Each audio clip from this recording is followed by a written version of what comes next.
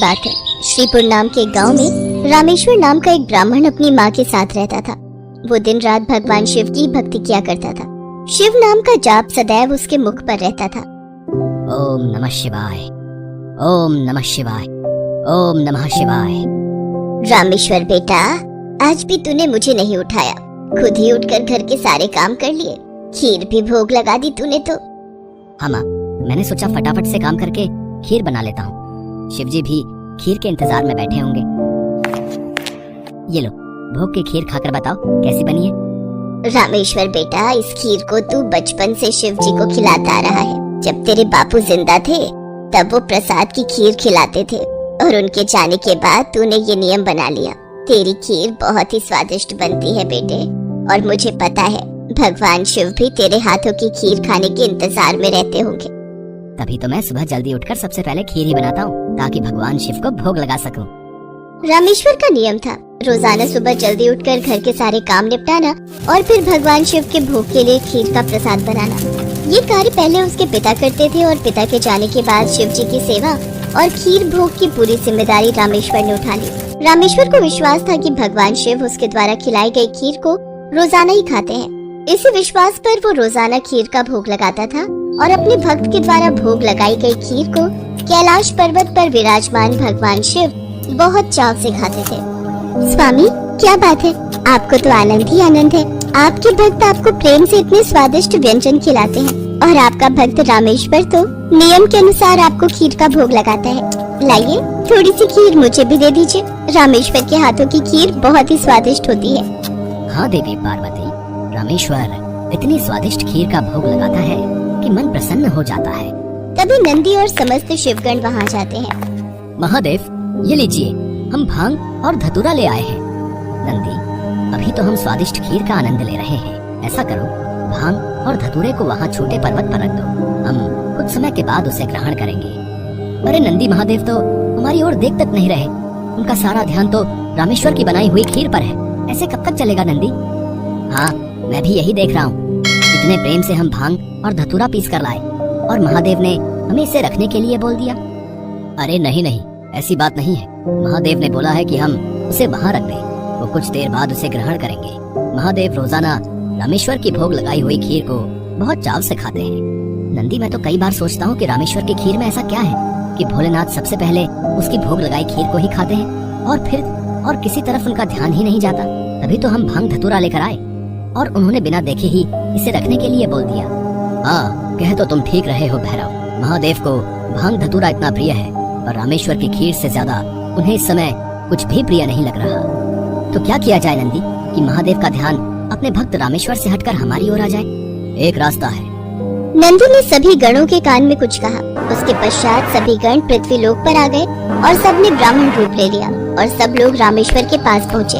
रामेश्वर शिव जी को खीर का भोग लगाने के लिए बाजार से सामान खरीद रहा था। ब्राह्मण वेश में नंदी ने रामेश्वर से कहा, रामेश्वर, तुम हमें नहीं जानते पर हम तुम्हें बहुत अच्छे से जानते हैं। तुम भगवान शिव के भक्त हो और रोजाना उन्हें खीर का भोग लगाते हो। हाँ ब्राह्मण देव, आप तो सब कुछ जानते हैं। हाँ रामेश्वर, हम सब जानते हैं, इसीलिए तो हम तुम्हारे पास आए हैं। हमें पता है कि तुम महादेव के परम भक्त हो, पर तुम्हें पता है महादेव अब रोजाना खीर खाकर ऊब गए हैं। इसलिए अब तुम कुछ दिनों के लिए खीर का भोग रोक दो। तुम एक काम क्यों नहीं करते? तुम महादेव को सप्ताह में एक दिन खीर का भोग लगाया करो, जिससे महादेव को और अधिक स्वाद आएगा। अब महादेव को इतने सारे भक्त पूजते हैं। महादेव भी तो इतने सारे भक्तों के द्वारा दिए भोग को ग्रहण करते हैं। उनका पेट बहुत भर जाता है। अगर तुम उनको सप्ताह में एक दिन खीर का भोग लगाओगे तो उन्हें तुम्हारी खीर का इंतजार रहेगा और वो और अधिक आनंद से खीर खाएंगे। क्यों, हम सही कह रहे हैं ना? ये तो आप ठीक कह रहे हैं ब्राह्मण देव। इस विषय में तो मैंने कभी सोचा ही नहीं। अब मैं एक काम करता हूँ, मैं सप्ताह में एक दिन ही भगवान को खीर का भोग लगाया करूँगा ताकि वो और भी भक्तों का प्रसाद ग्रहण कर सकें और फिर उन्हें मेरी खीर का बेसब्री से इंतजार रहे। भोला भाला रामेश्वर शिवगणों की बातों में आ गया। शिवगण खुशी खुशी कैलाश वापस लौट आए। अब शिव जी रोजाना रामेश्वर की खीर का इंतजार करने लगे कि कब रामेश्वर उन्हें भोग लगाए और कब वो खीर का भोग खाए। पर कुछ दिनों तक रामेश्वर ने खीर का भोग बनाया ही नहीं, तो शिव जी को खीर कहाँ से मिलती? अब सप्ताह में एक दिन रामेश्वर ने खीर का भोग लगा दिया तो शिव जी ने खीर खा ली। फिर उसके बाद कुछ दिन और खीर नहीं मिली तो भगवान शिव सोच में पड़ गए। उन्होंने अपने नेत्र बंद किए और उन्हें सारी सच्चाई पता लग गई और भगवान शिव को गुस्सा आ गया। शिव जी को गुस्से में आया देख सभी गण उनके समक्ष हाथ जोड़कर खड़े हो गए।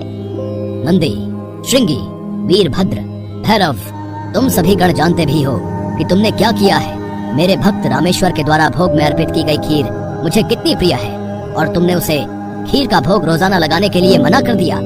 महादेव, हमें क्षमा कर दीजिए, हमसे भूल हो गई। महादेव, जब हम आपको खीर खाता हुआ देखते थे तो हम यही सोचते थे कि आप हमारी ओर ध्यान नहीं दे रहे हैं। अच्छा, तो ये कारण है, पर तुम सब ये नहीं जानते कि मेरा प्रेम अपने सभी भक्तों पर एक समान है। मैं भला तुम्हें कैसे भूल सकता हूँ? तुम तो मेरे हृदय में वास करते हो। तुम सब तो मेरी ही शक्तियों द्वारा उत्पन्न हुए हो। संसार में मेरा प्रत्येक भक्त मुझे एक समान प्रिय है और प्रत्येक भक्त के हृदय में मैं ही विद्यमान हूँ। इसलिए मेरा प्रेम कभी भी कम या ज्यादा नहीं हो सकता। माता पिता के लिए तो उनके सभी बच्चों में प्रेम एक समान होता है, फिर तुम ये भूल कैसे सकते हो? भगवान शिव की बातें सुनकर सभी शिवगण समझ गए कि उन्होंने कितनी बड़ी भूल कर दी। सचमुच महादेव का प्रेम तो अपने सभी भक्तों के लिए एक समान रहता है। इसके बाद सभी शिवगण फिर से एक बार रामेश्वर के पास गए। रामेश्वर, हमें भगवान शिव का संदेशा आया है। वो कह रहे थे कि तुम्हारी खीर इतनी स्वादिष्ट होती है कि वो सप्ताह भर की प्रतीक्षा नहीं कर सकते। सप्ताह में एक दिन भोग से उनका मन ही नहीं भरता, इसलिए उनकी आज्ञा है कि तुम रोजाना ही उन्हें खीर का भोग लगाया करो। आप सच कह रहे हैं ब्राह्मण देव? भगवान शंकर को मेरे हाथों की बनी खीर इतनी प्रिय है? ठीक है, फिर मैं रोजाना उन्हें खीर का भोग लगाऊंगा। ये सुनकर रामेश्वर बहुत खुश हुआ। अब एक बार फिर रामेश्वर रोजाना खीर बनाकर भगवान शिव को भोग लगाने लगा। अब तो समस्त शिवगण भी भगवान शिव के साथ रामेश्वर द्वारा भोग लगी प्रसाद की खीर का आनंद लेते और खूब भरपेट खीर को खाते। भगवान शिव और देवी पार्वती दोनों सभी गणों को इस प्रकार खीर खाता देख मंद मंद मुस्कुराने लगे। भगवान शिव ने अपने परम भक्त रामेश्वर को सभी सुख सुविधाओं से पूर्ण रखा। उसके जीवन में कभी भी कोई कठिनाई नहीं आई। रामेश्वर का विवाह एक बहुत ही सुशील कन्या के साथ हुआ। उसके घर में 2 बच्चों का जन्म हुआ। अपने परिवार के साथ संपूर्ण जीवन खुशी खुशी व्यतीत करके रामेश्वर अंत में मोक्ष को प्राप्त हुआ। प्रिय दर्शकों, हमें पूरी उम्मीद है कि आपको आज की कहानी बहुत पसंद आई होगी। ऐसी कहानियाँ देखने के लिए हमारे चैनल को सब्सक्राइब करें और बेल आइकन का बटन जरूर दबाएं। और हाँ, वीडियो को ज्यादा से ज्यादा शेयर करें और लाइक करना ना भूलें। धन्यवाद।